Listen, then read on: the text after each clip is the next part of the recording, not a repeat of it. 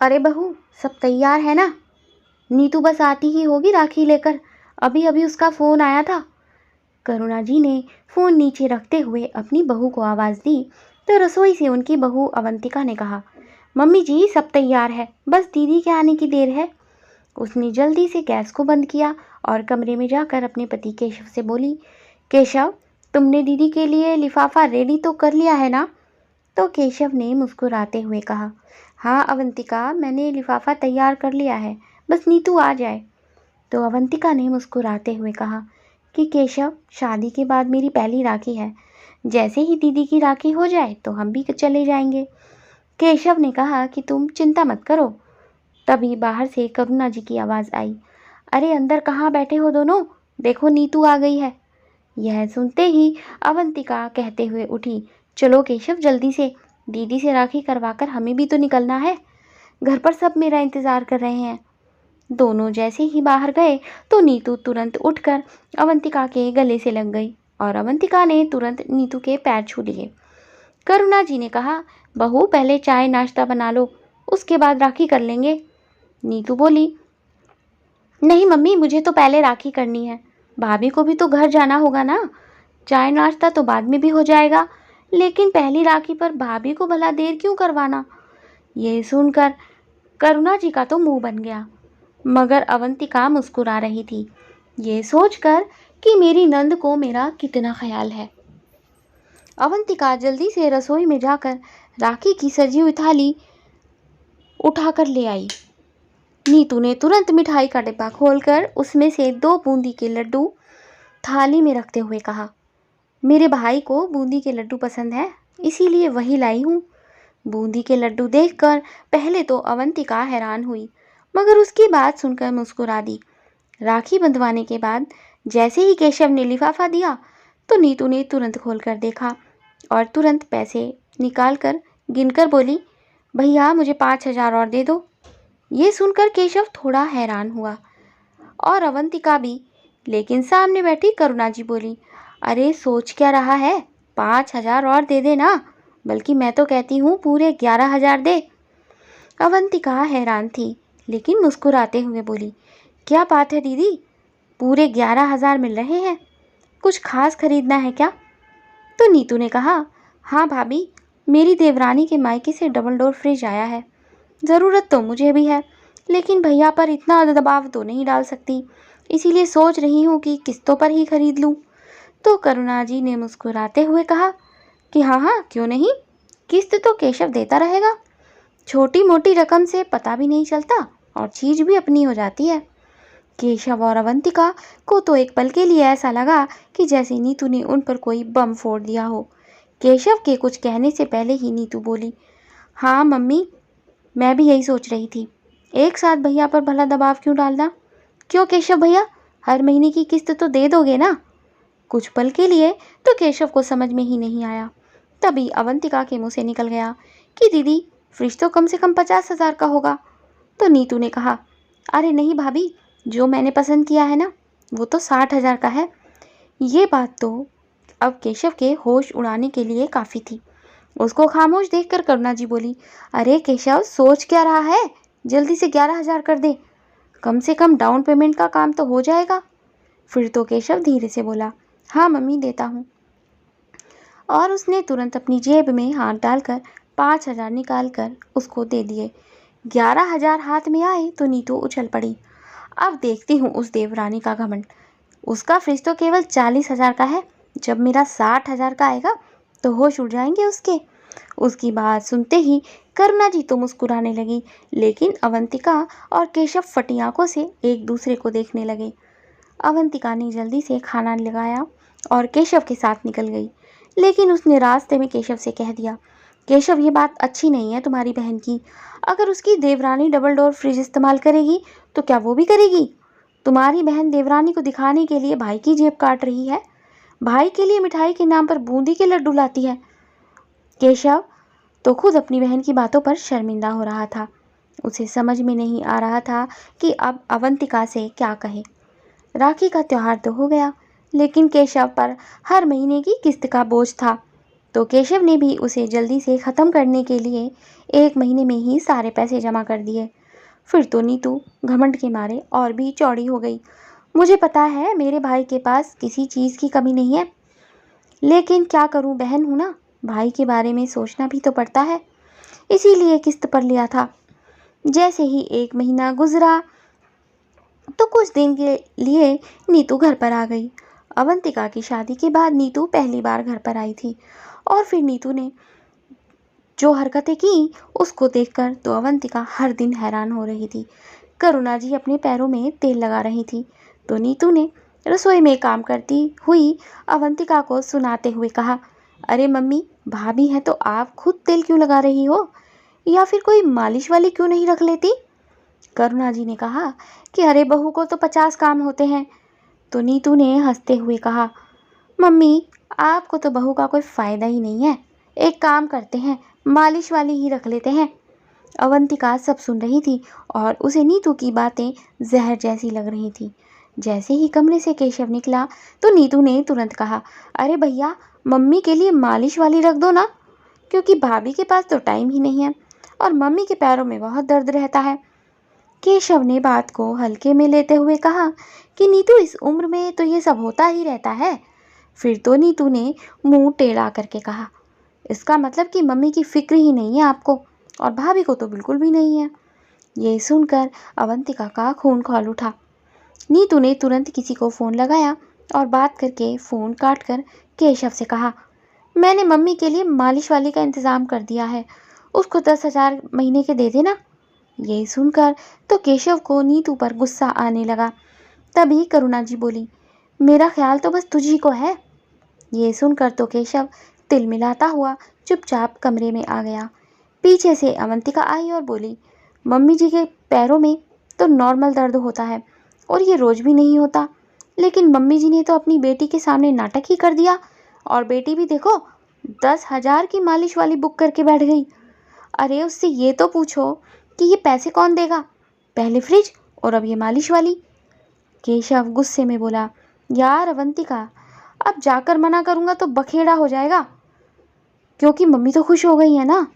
केशव को परेशान देखकर अवंतिका ने बेबस होकर कहा, तुम मालिश वाली के लिए मना कर दो केशव, मैं ही लगा दिया करूँगी। जब केशव ने बाहर जाकर मना किया तो कि नीतू, मालिश वाली रहने दो, यह काम अवंतिका कर देगी। तो उसके वापस जाते ही नीतू मुस्कुराकर अपनी माँ से बोली, देखा मम्मी, मैंने कितनी होशियारी से भाभी को आपकी सेवा के लिए मजबूर कर दिया। अब मैं आ गई हूँ ना, आप तो बस देखती जाओ। अब नीतू हर रोज़ किसी न किसी चीज़ के लिए परेशान कर रही थी और अवंतिका सोच रही थी कि पता नहीं ये महारानी यहाँ से कब जाएगी। रोज़ करुणा जी के रात के समय आवाज़ लगाकर अवंतिका को बुलाती थी और कहती थी, बहुत दर्द हो रहा है बहू पैर में, ज़रा तेल लगा दे। बेचारी काम करके थकी हुई अवंतिका नींद में झूलती हुई करुणा जी के पैरों में तेल की मालिश करती थी। लेकिन जैसे ही एक दिन कमरे से निकली तो पीछे से नीतू की आवाज़ आई, बस मम्मी, ऐसे ही रोज़ भाभी को बुलाकर मालिश करवा लिया करो, अरे यही तो फ़र्ज है इनका। लेकिन एक दिन उसने गुस्से में केशव से कहा, केशव, तुम्हारी दीदी को इतनी चिंता है मम्मी जी के पैरों के दर्द की, तो खुद मालिश क्यों नहीं करती, और मम्मी जी भी तो वैसे तो दिन भर दीदी के साथ यहाँ वहाँ घूमती रहती हैं, जब उनके पैरों में दर्द नहीं होता, रात को जैसे ही बहू आराम करने जाती है तो इनके पैरों का दर्द याद आ जाता है। तुम्हारी बहन ही उकसाती है तुम्हारी मम्मी को मालिश करवाने के लिए। तो केशव ने झल्लाते हुए कहा, अरे यार, मैं तो पहले ही परेशान हूँ, मुझे तो खुद समझ में नहीं आ रहा कि क्या करूँ। फिर तो अगले दिन जैसे ही सब खाना खाकर उठे और दोनों माँ बेटी अपने कमरे में गईं तो पीछे से अवंतिका ने आकर टेबल पर गरम तेल रखते हुए कहा, दीदी, किचन में बर्तनों का ढेर लगा हुआ है, मैं बर्तन धो लेती हूँ, तब तक आप मम्मी जी के पैरों में मालिश कर दो। ये सुनकर तो नीतू तिल मिलाकर देखती ही रह गई और अवंतिका बिना पलटे कमरे से निकल गई। अगले दिन रविवार था। दोपहर के टाइम केशव कमरे में बैठा हुआ लैपटॉप पर कुछ काम कर रहा था। तभी अचानक नीतू कमरे में आकर बोली, भैया ज़रा अपना वॉलेट तो देना। केशव तो हक्का बक्का रह गया।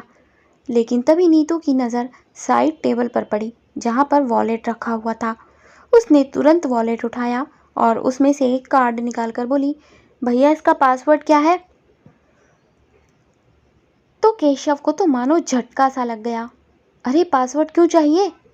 तो नीतू बेपरवाही से बोली, अरे बाहर मेरा पार्सल वाला खड़ा हुआ है भैया, उसको पेमेंट करनी है, जल्दी पासवर्ड बताओ। वहाँ पर बैठी अवंतिका तो गुस्से से केशव को देख रही थी, मगर केशव ने नीतू को पासवर्ड दे दिया। और जैसे ही नीतू कमरे से बाहर गई तो अवंतिका चिल्लाई, कैसी है तुम्हारी बहन? पहले ही तुमको फ्रिज के चक्कर में लूट चुकी है। रक्षाबंधन में पूरे 60,000 ले लिए इसने। अब शॉपिंग भी तुम्हारे पैसों से करेगी क्या? जीजा जी ने इनको क्या खाली हाथ भेज दिया है यहाँ? केशव जवाब भी नहीं दे पाया कि पीछे से नीतू आई। भाभी, भड़का क्या रही हो आप मेरे भाई को? अरे 7,000 में आप गरीब हो गई क्या? भैया मैंने एक साड़ी ही तो मंगवाई है। अब आप ही बताओ, जब यहाँ से जाऊँगी तो विदाई में साड़ी ही तो मिलेगी ना? अवंतिका तो देखती ही रह गई कि ये कैसा जवाब है। उसने पलटकर बोल ही दिया, दीदी साड़ी देना तो हमारी मर्जी है, ये हम देखेंगे ना कि आपको विदाई में क्या देना है। तो नीतू ने मुंह बनाकर कहा कि मुझे जो चाहिए मैं तो वही लूँगी, आपका क्या पता 1,000 का सस्ता सा कुछ उठाकर दे दो। कितना मजाक उड़ेगा मेरा देवरानी के सामने। दोनों देखते ही रह गए और नीतू कार्ड रखकर कमरे से बाहर निकल गई। बाद में केशव ने अपनी माँ से कहा, मम्मी नीतू का कुछ ज़्यादा ही हो रहा है। 6,000 कोई छोटी मोटी रकम नहीं है, लेकिन तब मैं चुप रहा, मगर आज इसने तो हद कर दी। मुझसे बिना पूछे साड़ी ऑर्डर कर दी क्योंकि उसको यहाँ से विदाई चाहिए। अरे विदाई देने की इच्छा तो हमारी है ना। लेकिन करुणा जी अपने बेटे पर ही बिगड़ने लगी। अपनी बहन का इतना सा मान नहीं रख सकता क्या? क्या हुआ अगर वो विदाई में साड़ी लेना चाहती है तो? बहन को देने से बरकत होती है घर में, घर लुट नहीं जाता। करुणा जी को अपनी बहन का पक्ष लेते देखकर केशव को बहुत गुस्सा आ रहा था, मगर क्या कर सकता था, खामोश ही रह गया। जैसे ही 2 दिन बाद नीतू वापस आई, चैन की सांस लेते हुए अवंतिका ने कहा, चलो कम से कम तुम्हारी बहन चली तो गई। यहाँ रहती तो पता नहीं और कितने दिन लूटती रहती तुम्हें। हर रोज कभी बाहर से खाना तो कभी शॉपिंग। अब जाकर शांति पड़ी है घर में। धीरे धीरे वक्त निकलने लगा और दिवाली के दिन करीब आ गए तो नीतू ने फ़ोन करके करुणा जी से कहा, मम्मी मेरी देवरानी की तो बड़ी भारी दिवाली आई है, आप भी ऐसी दिवाली भेजना भैया के हाथ की सब देखते रह जाएं। फिर तो करुणा जी ने केशव और अवंतिका को फरमान ही सुना दिया, केशव अपनी बहन के यहाँ 5 किलो मिठाई और सबके लिए कोई सोने की चीज़ भी लेकर जाना। और हाँ, उसको माइक्रोवेव चाहिए। इतना कमाते हो, तुम्हारे लिए तो छोटी सी बात है, बहन बेटी को देने से घर भरता है। ये सुनकर तो केशव अपने माथे में हाथ मार लिया। तब अवंतिका ने कहा कि केशव तुम्हें अपनी बहन की फ्रिज की डिमांड पूरी करनी ही नहीं चाहिए थी, तभी से तुम्हारी बहन की ख्वाहिशों के तो पर निकल गए हैं। अपने भाई के बारे में तो सोच ही नहीं रही, उसे तो बस ससुराल में दिखावा करने से मतलब है। दिवाली पर यह हाल है तो भाई दूज पर क्या करेगी? केशव को समझ में ही नहीं आया कि वो क्या बोले। वो तो नीतू की बढ़ती हरकतों से परेशान था। उस दिन से करुणा जी ने हर रोज़ केशव पर दबाव बनाना शुरू कर दिया। अरे अभी तक माइक्रोवेव क्यों नहीं खरीदा? कपड़े किसी मॉल से ही खरीदना। उधर हर रोज़ नीतू अपनी माँ को फ़ोन करके पूछ रही थी कि भैया ने दिवाली पर आने की तैयारी की या नहीं, और करुणा जी भी उसे रोज़ अपडेट दे रही थी। हार कर एक दिन केशव को सब खरीदना पड़ा। तब अवंतिका ने कहा कि केशव बस ये आखिरी बार है, आगे से तुम्हारी बहन मुंह फाड़कर कुछ नहीं मांग पाएगी, देखना। जब सारा सामान लेकर केशव नीतू के घर पहुंचा तो नीतू अपने ससुराल वालों के सामने अकड़ दिखाकर बोली, देख लीजिए सासू माँ, आपकी छोटी बहन के शगुन से बड़ा शगुन लाया है मेरा भाई। तब उसके पति ने कहा, अरे क्या ज़रूरत है नीतू, शगुन तो शगुन होता है, छोटा हो या बड़ा, किसी से तुलना करने की क्या ज़रूरत है तुम्हें। मगर नीतू ने साफ कह दिया कि तुम चुप रहो। जब भाई दूज आई तो नीतू सुबह सुबह घर आकर बैठ गई। करुणा जी ने कहा कि बेटा बोल इस बार क्या चाहिए अपने भाई से। उनके ऐसा कहते ही रसोई में खड़ी पनीर बना रही अवंतिका के कान तुरंत खड़े हो गए।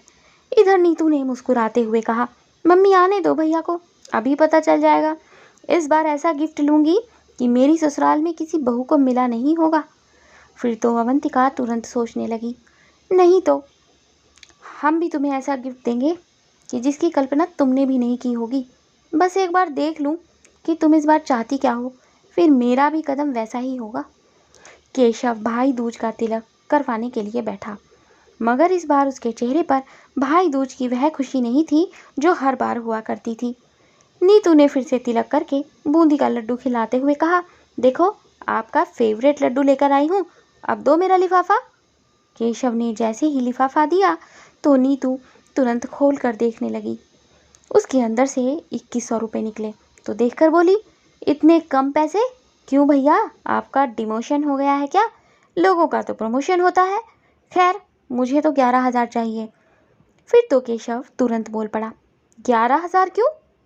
करुणा जी ने तुरंत बीच में कहा, अरे पूछ क्या रहा है बहन से, आज त्योहार है, मांग रही है तो दे दे। अवंतिका ने तुरंत कहा, लेकिन मम्मी जी पता तो चले दीदी को क्या चाहिए। अगर इनके भाई ने 2100 दिए हैं तो इसका मतलब भाई का हाथ तंग है, तो क्या सवाल भी नहीं कर सकते? फिर तो नीतू उछल कर गुस्से में खड़ी हो गई, भैया क्या त्योहार पर ही मुझे बताओगे कि तुम्हारा हाथ तंग है? मुझे आईफोन खरीदना है, जो मैं मांग रही हूँ वो डाउन पेमेंट के पैसे हैं, बाद में आप किस्त भरते रहना। मैं भी कहाँ आप पर एक साथ बोझ डाल रही हूँ। इतना सुनकर तो केशव गुस्से से बौखला ही पड़ा। अरे त्योहार है तो क्या लाखों का गिफ्ट मांग लेगी? करुणा जी अकड़ कर बोली, अरे तो क्या हुआ केशव, उसकी ससुराल में तेरी बहन का और तेरा रुतबा भी तो बढ़ेगा। फिर तो अवंतिका झटके से खड़ी होकर बोली, ऐसा रुतबा हमें नहीं चाहिए जिसमें हम लुट जाएं। आपकी बेटी करती होगी दिखावा ससुराल वालों के सामने, मगर हमें तो नहीं करना। 2100 लेने हैं तो ठीक है, वरना ये भी छोड़ दो। रुको एक बार जीजा जी से पूछ लेते हैं। और अवंतिका तुरंत नीतू के पति को फ़ोन लगाने लगी तो नीतू के चेहरे का रंग ही उड़ गया। उसने गुस्से से भड़कते हुए ज़ोर से कहा, भाभी ये क्या बदतमीज़ी है?